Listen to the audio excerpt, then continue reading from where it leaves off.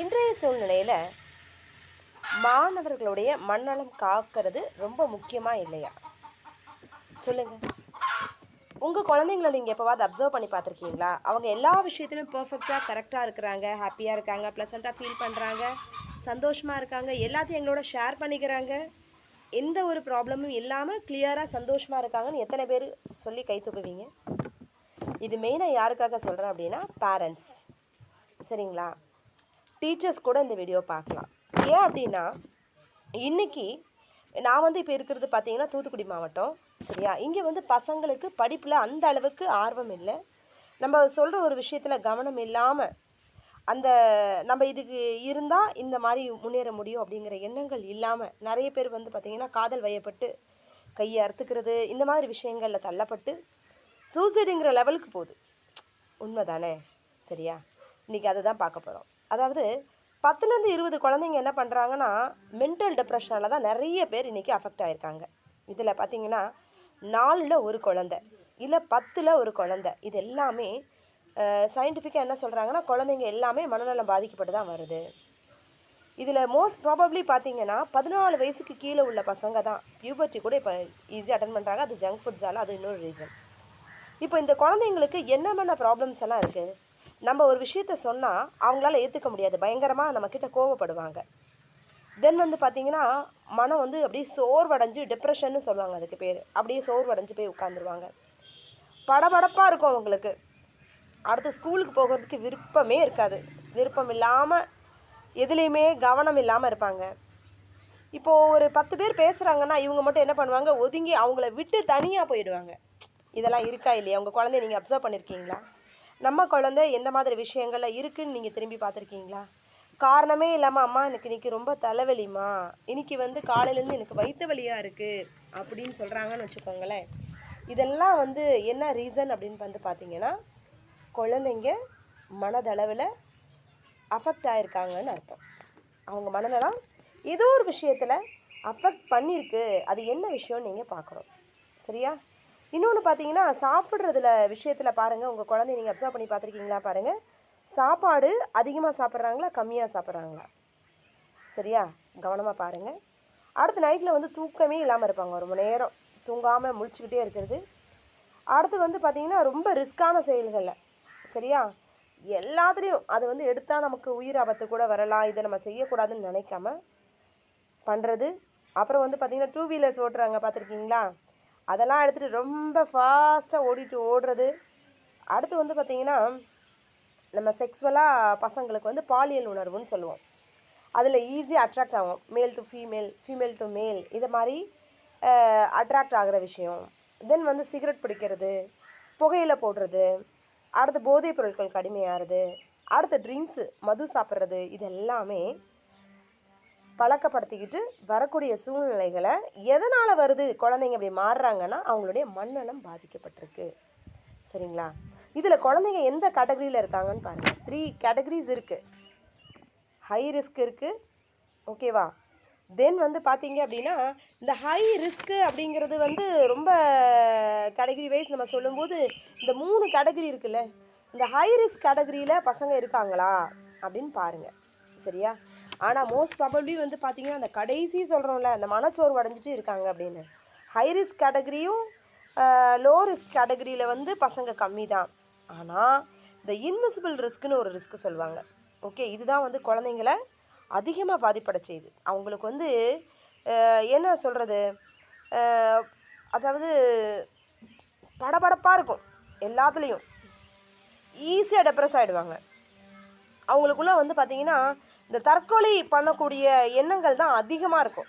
இந்த மாதிரி category wise ஸ்டூடெண்ட்ஸை மட்டும்தான் நம்ம வந்து கவனமாக எச்சரிக்கையாக வச்சு பார்க்கணும். எதுக்கு எடுத்தாலும் பாருங்கள், சில வீடுகளில் பேரண்ட்ஸே த்ரெட்டன் பண்ணும் குழந்தைங்க. எப்படி, அம்மா நீ இதை செய்யலைன்னா நான் அதை செய்வேன், நான் இறந்து போயிடுவா, நான் சூசைட் பண்ணிக்கிறேன் அப்படின்னு மிரட்டும். எனக்கு இது வாங்கி தெரியா, நான் இதை செய்கிறேன். இதெல்லாம் பாருங்கள், அவங்களுடைய மன அளவு பாதிக்கப்பட்டிருக்குன்னு அர்த்தம் மெயினாக. சரியா? ஸோ இதுக்கு என்ன ரீசன் சொல்லுவாங்கன்னா ஏடிஹெச்டின்னு பெறுவாங்க. சரியா? ஏடிஹெச்டிங்கிறது என்னென்னா அவங்களுடைய அந்த கவனம் வந்து என்ன ஆகுதுன்னா அட்டென்ஷன் டெஃபெக்ட்னு சொல்லுவாங்க. ஹைப்பர் ஆக்டிவாக டிஸார்டர்னு பேர். ஓகேவா? இது வந்து இல்லாட்டி வந்து சொல்ல போனால் இன்னொன்று பார்த்தீங்கன்னா பைப்போலார் டிஸார்டர்னு சொல்லுவாங்க. இது வந்து என்ன ஆகும் அப்படின்னா, யாருக்கு மெயினாக இருக்குன்னா, இப்போது அப்பா அம்மா இல்லாமல் தன்னோட அப்பா அம்மா இழந்திருப்பாங்க சரியா, விடுதியில் தங்கி படிக்கிற குழந்தைங்களா இருக்கும், இல்லை அப்பா அம்மா 2 பேரும் பிரிஞ்சிருப்பாங்க, அந்த மாதிரி குழந்தைங்களா இருக்கும், இல்லை குடும்பத்தில் சண்டை வந்திருக்கும் சரியா, குடும்பத்தில் சண்டை வந்து அவங்க மனமுறிவு ஏற்பட்டு தனியாக பிரிஞ்சிருக்கலாம் ஓகேவா, இல்லை அப்பா அம்மா தனியாக பிரிஞ்சிருக்கலாம். அடுத்து வந்து பாவர்ட்டின்னு சொல்லுவோம், ஏழ்மை அப்படிங்கிறது. அடுத்து வந்து பார்த்திங்கன்னா இப்போ நம்ம ஃபேமிலிக்குள்ளேயே ஒரு அட்டாச்மெண்ட்டே இல்லாமல் தனித்தனியாக இருப்பாங்க சரியா. ஸோ இந்த மாதிரி கேட்டகரிஸ் வைஸ் ஸ்டூடெண்ட்ஸ் வந்து என்ன சொல்கிறாங்கன்னா ரொம்ப மனநிலை பாதிப்புக்கு உள்ளாகிறாங்கன்னு சொல்கிறாங்க. அடுத்து வந்து பார்த்திங்கன்னா ஃப்ரெண்ட்ஷிப் பிரேக்கப் ஆகிடுச்சு, சின்ன சின்ன விஷயந்தான். என் ஃப்ரெண்டு என்கிட்ட பேசவே இல்லை, என் ஃப்ரெண்டு என்கிட்ட சண்டை போட்டுட்டான். அடுத்து பார்த்தீங்கன்னா இந்த வயசில் வரக்கூடிய இன்ஃபாக்சுவேஷன்னு சொல்கிறது, காதல் தோல்வி ஓகேவா. வயசு அறியாமையே இந்த பையனை பிடிச்சிருக்குது, அந்த பொண்ணை பிடிச்சிருக்குது, அட்ராக்ஷனில் வந்து லவ் பண்ணி அவங்களுக்குள்ளேயே ஏற்படக்கூடிய காதல் தோல்வி.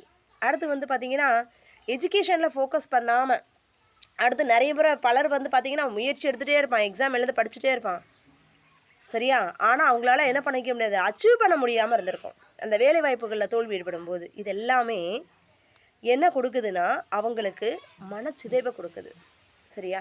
அப்போ இந்த மனச்சிதைவை கொடுக்குதுல்ல, ஸோ நிஜமாகவே இது இந்த அளவுக்கு பாதிப்படைய செய்தா அவங்களுக்கு அந்த ப்ராப்ளம் இருக்குமா ஆராய்ச்சி பண்ணி பார்த்துருக்கீங்களா? உங்கள் குழந்தைங்கிட்ட நீங்கள் டெய்லியும் டைம் ஒதுக்குங்க, அவங்கக்கிட்ட பேசுங்க சரியா. அதாவது இவங்கெல்லாம் யாருன்னா நம்மளோட இந்தியாவோட முதுகெலும்புன்னு சொல்லுவார்.